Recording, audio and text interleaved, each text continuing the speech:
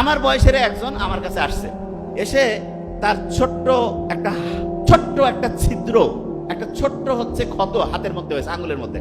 খুব দামি গল্প। তা সেই ক্ষতটা দেখে মনে হচ্ছে যে ঠিক হবে কি হবে না। বলা হলো যে ভাইয়া তুমি এইখান থেকে অন্য জায়গায় যাও। অন্য ডাক্তারের কাছে গেছে। কোথায় যাব?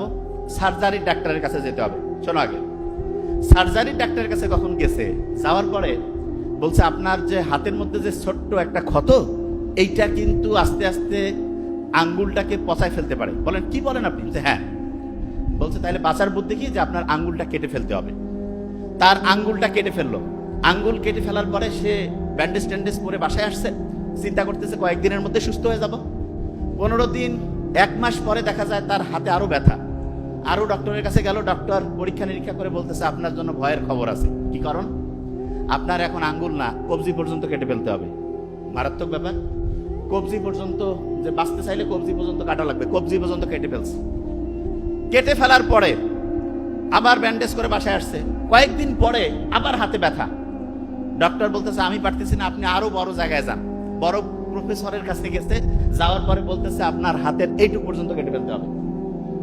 এইটুক পর্যন্ত কাটার পরে ওই প্রফেসর বলতেছে আমি তো জীবনে বহু রোগী দেখছি, কিন্তু এইরকম হাতে ক্ষত নিয়ে কোনো রুগীর দেখি নাই, যে আস্তে আস্তে একটা ছোট্ট আঙ্গুল, তারপরে হাতের কবজি, এরপরে হচ্ছে এই যে কোনোই পর্যন্ত কাটা লাগে, এরকম দেখি নাই।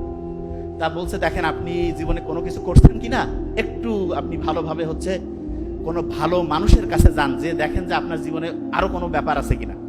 তো ওই লোকটা অনেক খোঁজাখুঁজি করে খুব জ্ঞানী সৎ একজন মানুষের কাছে গেছে, যে বলতেছে যে আমার এই অবস্থা হয়েছে। তা বলছে ওই লোকটা খুব আধ্যাত্মিক টাইপের মানুষ, তো উনি হচ্ছে চোখ বন্ধ করে কিছুক্ষণ কি ভাবনা চিন্তা করলো, তারপরে বলল যে তুমি কি তোমার এই হাত দিয়ে কাউকে কোনো কিছু ঠকিয়েছো, কারোর সাথে কি কোনো খারাপ কিছু করছো, অন্যায় করছো? বলছে যে কি করে। তারপরে সে কাঁদতে শুরু করছে, ওই তরুণ বালকটা।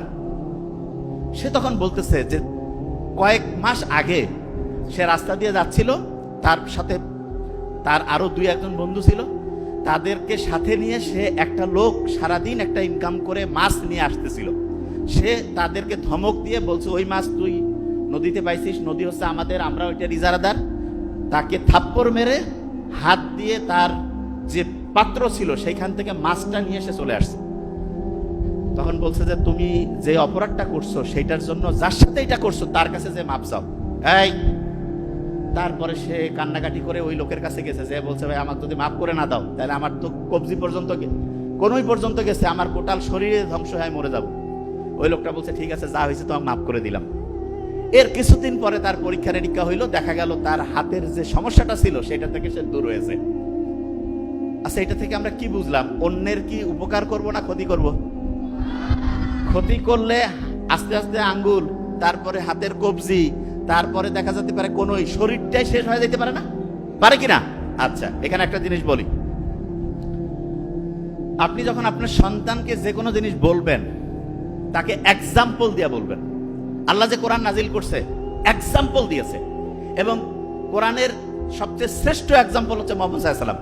মুহাম্মদ সাল্লাল্লাহু আলাইহি ওয়াসাল্লামের জীবনটা কিন্তু হচ্ছে কোরআনের এক্সাম্পল। আপনি যখন আপনার সন্তানকে কিছু শেখাবেন, সেটার প্রথম এক্সাম্পল হচ্ছে আপনি। তার মানে আপনারা যে মা বাবা আছেন, ওনারাই হচ্ছেন আপনার সন্তানের জন্য প্রথম এক্সাম্পল। আপনি যেটা করেন আপনার সন্তান অটোমেটিক সেটাকে কপি করে। আপনি এটা বিশ্বাস করেন না? কপি করে। কিছু মা বাবা আছে না যে বাড়ির আশেপাশে যে কোনো কাউকে যদি দেখে যে একটু দুরবস্থায় আছে, একটু কষ্টে আছে, তাইলে হেল্প করে।